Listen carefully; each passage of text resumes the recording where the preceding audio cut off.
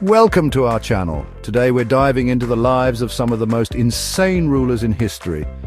From emperors who declared war on the ocean to kings who thought they were made of glass, we're about to meet some of the most eccentric, terrifying and downright bizarre monarchs to ever walk the earth. We're talking about rulers who made Caligula look tame and Ivan the Terrible seem like a cuddly teddy bear. So buckle up, because we're about to embark on a wild ride through history, exploring the lives of 10 rulers whose insanity left an unforgettable mark on the world. Let's get started. Our first stop takes us to ancient Rome, where we meet perhaps the most infamous tyrant of all time, Caligula. This Roman emperor, who ruled from 37 to 41 AD, was known for his extravagance, cruelty and, well, let's just say unconventional behavior. Caligula was a bit of a party animal, throwing lavish banquets that would make even the most decadent Kardashian blush. But his idea of a good time often involved a healthy dose of cruelty, like watching people get tortured and even appointing his favorite horse, Incitatus, as a senator. Perhaps the most telling story about Caligula's madness is his war against Neptune, the Roman god of the sea. In a fit of pique, he declared war on the ocean itself, ordering his soldiers to attack the waves with their swords and collect seashells as spoils of war. Needless to say, the whole thing was completely bonkers, giving you a pretty good idea of the kind of ruler Caligula was: impulsive, delusional, and utterly out of touch with reality. Now let's journey eastward to Russia, where we meet Ivan IV, better known as Ivan the Terrible. This Tsar, who reigned from 1533 to 1584, was both brilliant and terrifying. He expanded Russia's borders and built magnificent churches, but his reign was marked by terror. Ivan's most chilling act was the massacre of Novgorod in 1570. Thousands were tortured, executed and drowned. He even mortally wounded his own son in a fit of rage. Ivan's reign is a stark reminder of the dangers of unchecked power. From the brutal realities of Russia, we travel to the fairy tale landscapes of Bavaria, where we meet King Ludwig II, the Swan King, or as he's more commonly known, the Mad King.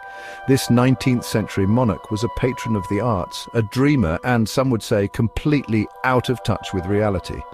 Ludwig II was obsessed with beauty, particularly the fantastical worlds created by his favorite composer Richard Wagner, and poured vast sums of money into building elaborate castles inspired by Wagnerian operas and medieval legends. These fairy tale palaces, like the iconic Neuschwanstein castle, were his refuge from the pressures of the real world.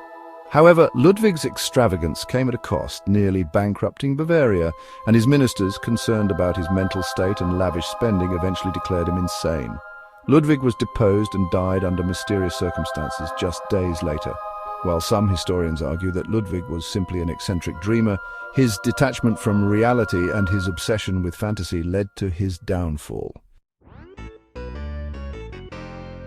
Our next stop takes us to the Wild West, where we meet a self-proclaimed emperor who captured the hearts of a nation. Emperor Norton the Joshua Norton, an English immigrant, declared himself Emperor of the United States in 1859. Surprisingly, people embraced him. Norton became a beloved local figure with his eccentric pronouncements. He even designed his own currency, which local businesses accepted. His story is a testament to kindness and the power of a good story. Our journey takes us across the globe to the island of Madagascar, where we encounter a queen known for her iron fist and isolationist policies, Queen Ranavalona I. Ruling from 1828 to 1861, she transformed Madagascar into a secluded kingdom, fiercely resistant to foreign influence. Ranavalona II was a formidable figure, consolidating her power through shrewd political maneuvering and a ruthless approach to any perceived threats. Her reign was marked by a brutal system of forced labor known as fanompoana, and a series of bloody purges aimed at consolidating her power. While Ranavalona successfully defended Madagascar's independence, her reign was characterized by cruelty and paranoia, leaving a lasting impact on the island nation. We return to Europe, this time to the tumultuous court of 14th century France, where we meet Charles VI, a king whose reign was plagued by mental illness and political instability. Known as Charles the Beloved and later Charles the Mad, his life was a tragic tapestry woven with episodes of delusion and moments of lucidity.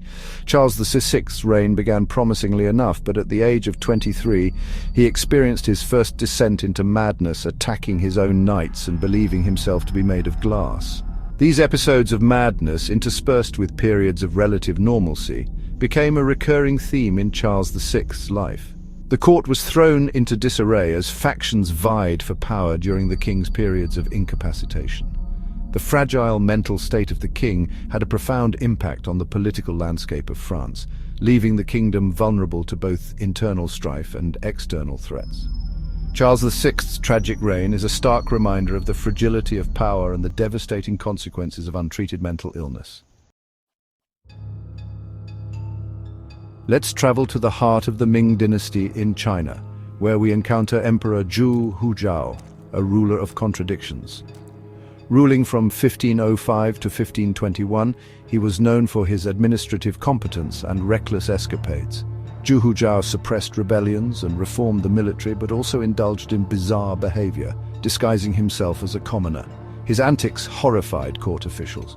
Zhu Huzhao's reign ended at 30 after a boating accident. His rebellious spirit remains a reminder of unconventional leadership. Our journey takes us to the Ottoman Empire, where we encounter Sultan Ibrahim I, a ruler whose reign was marked by extravagance, paranoia, and unpredictable outbursts. Known as Ibrahim the Mad, his time on the throne, from 1640 to 1648, was a turbulent period in Ottoman history. Ibrahim I had ascended to the throne after a period of confinement which had taken a toll on his mental state. He was a man of insatiable appetites, indulging in lavish luxuries, surrounding himself with a harem of hundreds of concubines, and showering his favorites with extravagant gifts and titles.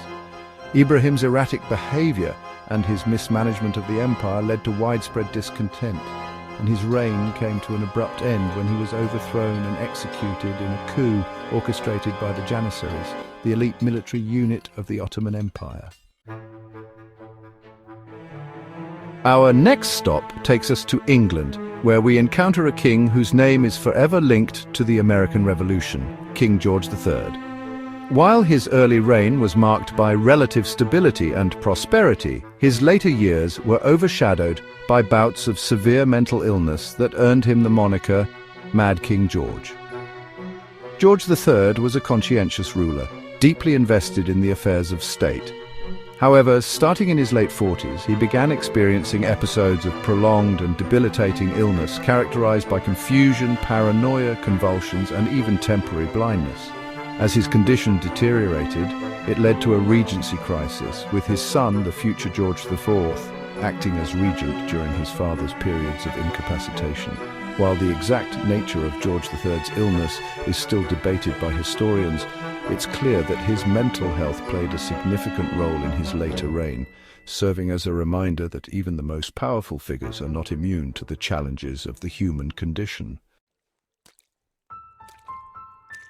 Our final stop takes us to the Byzantine Empire, where we encounter Emperor Justin II, a ruler whose reign was tragically cut short by severe mental illness. Ascending to the throne in 565 AD, he initially showed promise as a capable ruler. However, his reign took a dark turn as his mental health deteriorated. Justin II sought to restore the Roman Empire to its former glory, embarking on costly military campaigns and ambitious building projects. However, the strain of his grand ambitions, coupled with the death of his beloved wife, Empress Sophia, took a toll on his mental well-being. The emperor's behavior became increasingly erratic, suffering from hallucinations, paranoia, and violent outbursts, eventually forcing him to appoint his wife's nephew, Tiberius II, as regent. The once promising emperor spent the remaining years of his life in a state of mental decline, a tragic figure whose reign serves as a reminder of the fragility of power and the devastating impact of mental illness. And there you have it, 10 of the most insane rulers in history. From Roman emperors who battled the sea to self-proclaimed monarchs with hearts of gold, we've explored the lives of leaders whose actions ranged from the bizarre to the downright terrifying. Remember, history is more than just dates and names. It's a collection of stories about real people, with all their flaws and complexities. If you enjoyed this video, don't forget to like, comment, and subscribe for more fascinating historical content. Thanks for watching.